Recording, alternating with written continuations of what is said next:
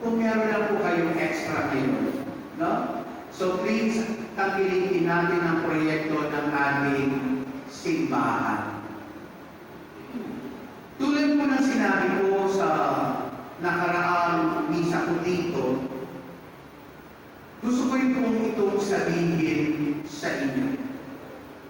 Sabi ko nga, gusto kong maglambing sa inyo. Unang paglalambing. Ay, pangalawa na pala ito. Yung una, yung Caroline. Yung pangalawang paglalambing. Ito ay para sa mga nanay, tatay, lolo at lola. May pakiusap po sana ako sa inyo. Sa araw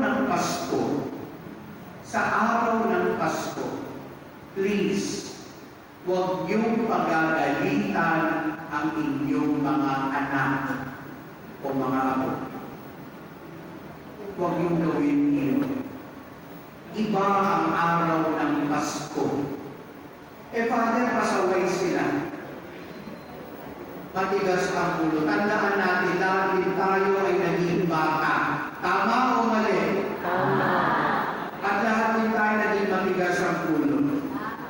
Sana mga kapatid, mas lawakan pa ang pangunawa at habaan pa ang pasensya.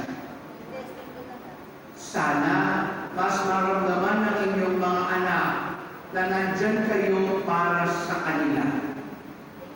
Sabi ko nga sa inyo, naging malapit ako sa marami